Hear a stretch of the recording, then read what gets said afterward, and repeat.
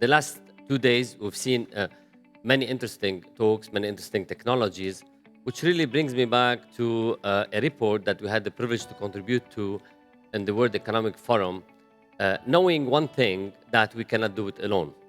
So we came together with world leaders in contracting, engineering space, and with the World Economic Forum, and BCG was heavily involved to produce one of the reports that talks about future scenarios for construction.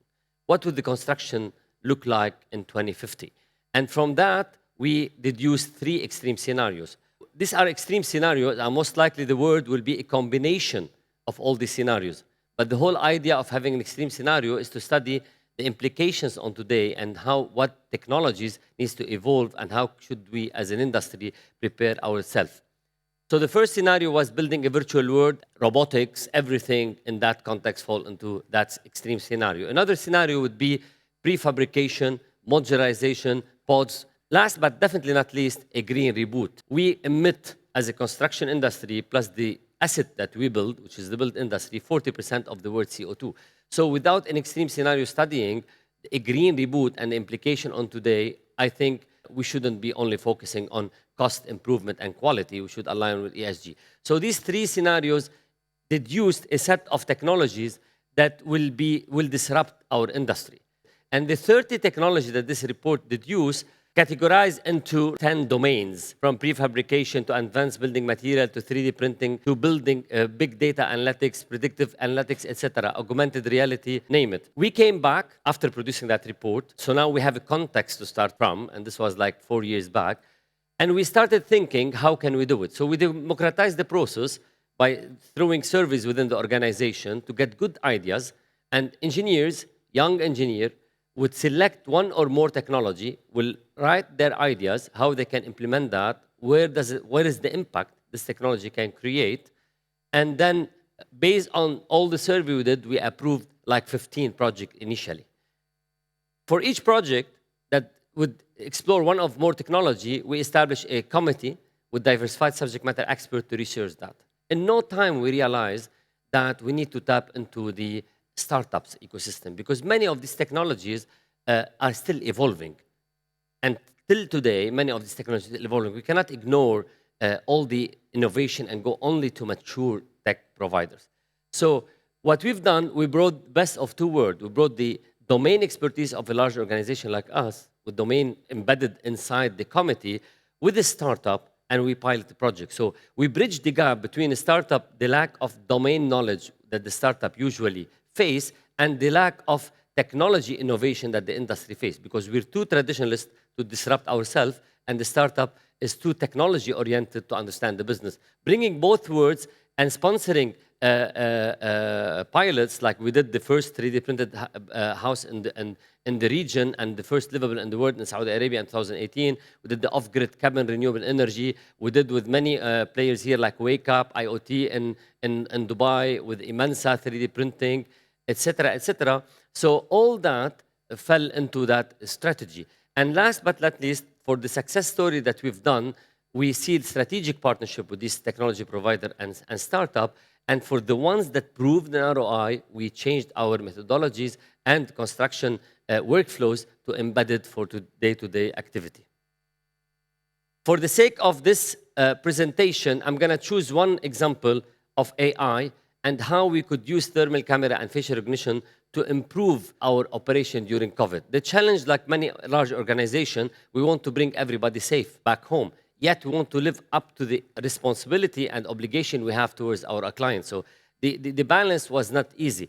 Where artificial intelligence would fall into that? Before going into the detail, it's funny to see that such a simple, mature technology is still not adopted in our industry. So if you walk inside, for those who came, you walk inside Dubai airport, you would have facial recognition on the passport control if you're registered with European passport or you have an ID, and you will go seamlessly inside the country. Really, the innovation that Dubai airport or other airport did was not acquiring and purchasing a camera with facial recognition, was the digital transformation and the integration they've done with the back-end system to change their workflows and their method completely. It's beyond the technology. So this is really the lack that one of the lack things that our industry face.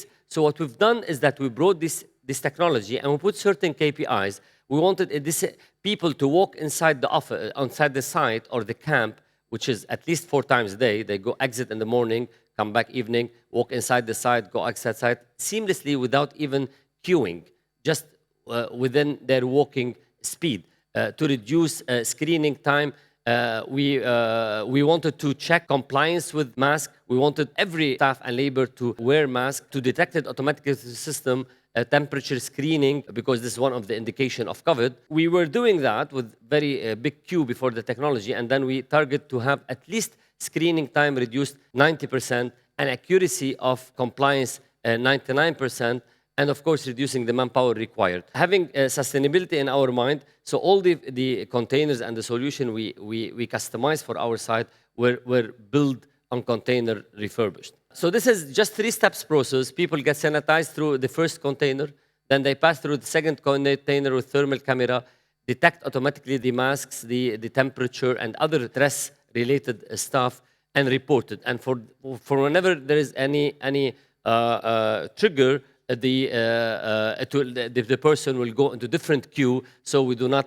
obstruct the whole process. So this has been, although this looks really very simple, but changing the workflows and digitizing things going in was really a challenge for our industry. So this reminds us of how long journey we still have to go despite the evolution of technology we're living today. We store data for one purpose, we use it for another purpose. So the idea was only for health and safety. But when we integrated that with our back-end system and we used the facial recognition as additional benefit, we realized very soon that we can use it for headcount. We can use it for security. We can even support our timesheet with information coming from the system.